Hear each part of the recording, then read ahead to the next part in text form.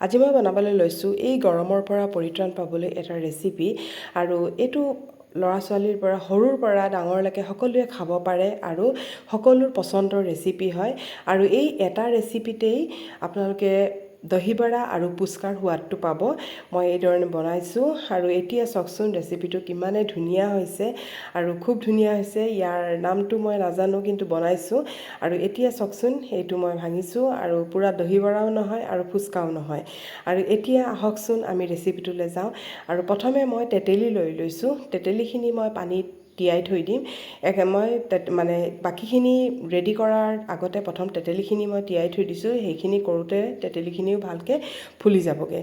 এতিয়া মই ইয়াত লৈছোঁ শুকান জলকীয়া। প্ৰথমতে মই মছলাখিনি বনাই ল'ম আৰু শুকান জলকীয়াখিনি মই প্ৰথমতে আগতে ভাজি লৈছোঁ আৰু পিছতহে মই জিৰা আৰু জালুক দিছোঁ, কাৰণ শুকান জলকীয়াটো আগত ভাজি নল'লে জিৰাখিনি জ্বলি যাব পাৰে।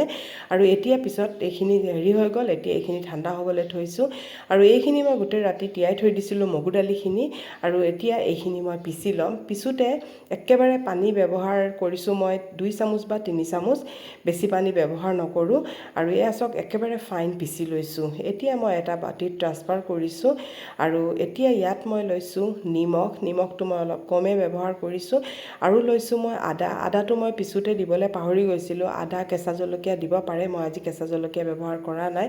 আৰু ইয়াত লৈছোঁ মই অলপ হালধি গুড়া, গোটা জিৰা, অলপ জলকীয়াৰ গুড়া আৰু অলপ মানে ছ'ডা লৈছোঁ, বেকিং ছ'ডা লৈছোঁ, একেবাৰে অলপ লৈছোঁ। আৰু এতিয়া ইয়াত চাওকচোন অলপ মই ভালকৈ ফেটি ল'ম আৰু এতিয়া ইয়াত মই অলপ পানী যেন লাগিছে, অলপ মানে বেছি হেৰি হৈ গৈছে, সেইকাৰণে ইয়াত মই অলপ বেচন মিলাই দিছোঁ। মানে বেছি অলপ লিকুইড হৈ গৈছে, হোৱা যেন লাগিছে, সেইকাৰণে অলপ মই বেচন মিলাই দিছোঁ আৰু এতিয়া এইখিনি মই ভালকৈ ফেটি পেলাই থৈ দিছোঁ। এতিয়া যিখিনি মছলা মই ভাজিছিলোঁ এই মছলাখিনিও মই এতিয়া খুন্দি ল'ম। এইখিনি অলপ মানে ভালকৈ খুন্দি ল'ম আৰু ইয়াত মই লৈছোঁ হাজমোলা। এনেই পেকেটত পোৱা যায় হাজমোলা, মই এপেকেট ইয়াত দি দিছোঁ আৰু ইয়াৰো ফ্লেভাৰটো খুব ভাল আহে। মছলাৰ লগত মই মিলাই পেলাই খুন্দি লৈছোঁ।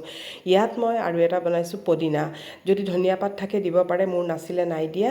কেঁচা জলকীয়া লৈছোঁ, 2 টুকুৰা আদা লৈছোঁ আৰু অলপ পানী দি পেলাই মই এইখিনি গোটেইখিনি ভালকৈ পিচি ল'লোঁ। আৰু এতিয়া মই তেতেলীখিনি লৈছোঁ, তেতেলীখিনি মই ভালকৈ এই ধৰণে সানি লৈছোঁ আৰু এতিয়া মই এটা বল লৈছোঁ আৰু ইয়াৰ চাকনিখনেৰে তেতেলীৰ পানীখিনি মই চাকি লৈছোঁ, কাৰণ যিহেতু অলপ কিবাকিবি থাকিব সেইকাৰণে এইখিনি চাকি লৈছোঁ। আৰু যিটো মই পদিনাৰ পেষ্ট বনাইছিলোঁ এইটো মই দি দিছোঁ আৰু ইয়াত পানী দি দিছোঁ আৰু এতিয়া মই 3-4 টুকুৰা নেমু কাটি দিছোঁ আৰু যিটো মছলা মই বনাইছিলোঁ এই মছলাটো মই ইয়াত দি দিছোঁ আৰু ইয়াত দিছোঁ মই জলজিৰাৰ যিটো পেকেট থাকে, জলজিৰা এপেকেট দিছোঁ আৰু অলপ ক'লা নিমখ দিছোঁ আৰু অলপ হিং দিছোঁ। হিংটোৱেও কিন্তু ফ্লেভাৰটো খুব ভাল আহে আৰু অলপ নিমখ দিছোঁ আৰু ইয়াত দিছোঁ মই অলপ মিশ্ৰি গুড়ি কৰা হয়, পাউডাৰ বনোৱা, বা গুড় দিব পাৰে বা চেনি দিব পাৰে। মই যিহেতু ঠাণ্ডা বস্তু বনাইছোঁ সেইকাৰণে মই মিশ্ৰিটোৱেই ব্যৱহাৰ কৰিছোঁ।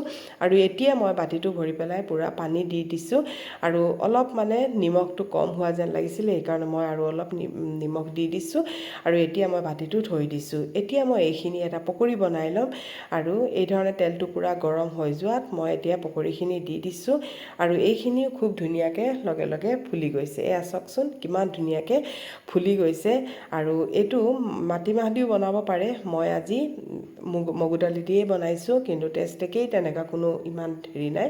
আৰু গোটেইখিনি ধুনীয়াকৈ ভাজি হৈ যোৱাত এতিয়া মই এইখিনি নমাই দিছোঁ। এয়া চাওক গোটেইখিনি ভাজি হৈ গ'ল। এটা ভাঙি পেলাই দেখুৱাইছোঁ। এয়া চাওক ভিতৰটো কিমান স্পঞ্জি হৈছে, খুবেই ধুনীয়া হৈছে, ভিতৰটো পূৰা ফুলা ফুলা হৈছে। আৰু এতিয়া যিখিনি মই টেঙা পানী বনাই থৈছিলোঁ সেই ইয়াতে মই হেৰিটো দি দিছোঁ, গোটেইখিনি দি দিছোঁ। তাৰপিছত মই 2 ঘণ্টামান ফ্ৰিজত থৈ দিম আৰু লগে লগে গৰমে দি দিছোঁ, ফ্ৰিজত থৈ দিম, তাৰপিছত ঠাণ্ডা কৰি খাব আৰু কেনেকুৱা হৈছে কমেণ্ট কৰি জনাব।